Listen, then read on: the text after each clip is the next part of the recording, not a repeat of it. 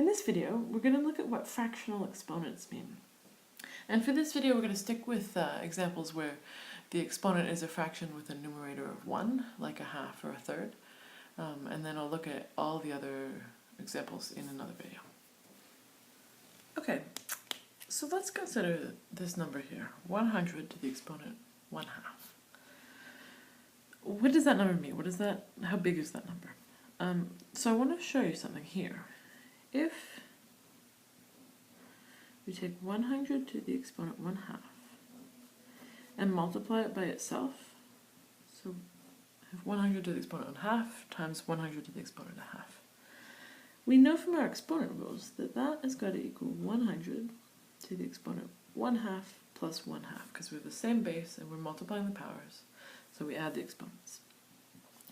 So a half plus a half is a whole, and 100 to the exponent 1 is just 100. Okay, so this number, if you multiply it by itself, you get 100. But we already know a number that works like that. If you multiply 10 by itself, you get 100.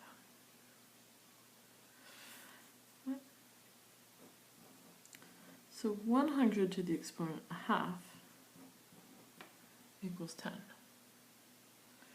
Okay? Let's look at the next one. 49 to the exponent 1/2. We're going to do the same thing with that. 49 to the exponent 1/2 times 49 to the exponent 1/2. That's equal to 49, and then we'll add the exponents. 1/2 plus 1/2, which is equal to 49 to the 1, which is equal to 49. So this number times itself equals 49. But 7 times itself also equals 49. And it turns out that 49 to the exponent 1/2 equals 7.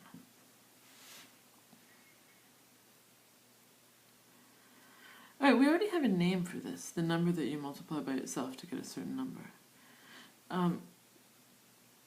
If we started with 100, an operation we could do to get 10 is to take the square root. Right, and this really seems related. It's the square root of 100 times the square root of 100 is 100, because squaring and square rooting are opposites. So down here, if we had an x for any x that was a rational number to the exponent 1/2, that's equal to the square root of x. And remember, I'm just going to put a little 2 here because it'll help us see a pattern. Remember, you can put the 2 on a square root if you want to. Often we'll leave it off. And this is the same here. The square root, this here is the square root of 49, because we said it's 7. It's a number that if you multiply it by itself, you get 49. So 49 to the exponent 1/2 is the square root of 49.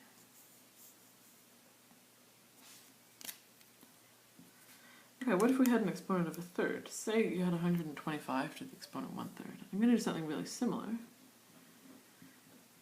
except instead of multiplying it by itself once, I'm going to do it, twice. I'm going to do it 3 times. So 125 to the exponent 1/3 times 125 to the exponent 1/3 times 125 to the exponent 1/3.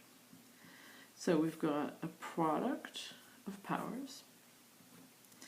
And they all have the same base, so we can add the exponents. 1/3 plus 1/3 plus 1/3.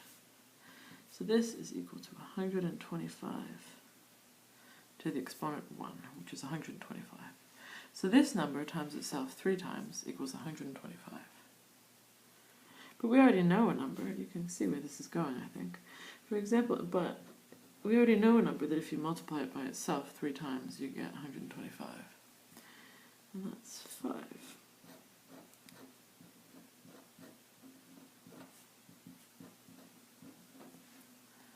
So I'm claiming that 125 to the 1/3 equals 5. Now just like up here, this was the square root of 100. And 7 is the square root of 49. And 5 is the cube root of 125. And the cube root of 125, if you multiply it by itself 3 times, you'd be cubing it, and cubing and cube root are opposite. So 125, so this means that an exponent of 1/3 is the same as a cube root.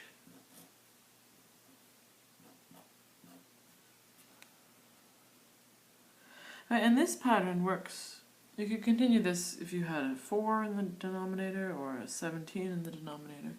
And for any natural number, n, x to the exponent 1 over n is equal to the nth root of x. So if it's 1/2, it's the square root. If it was 1/17, it would be the 17th root.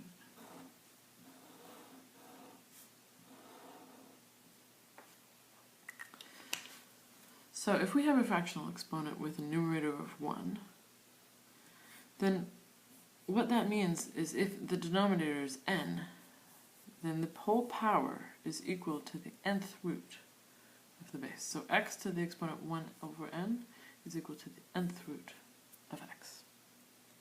Okay, good luck.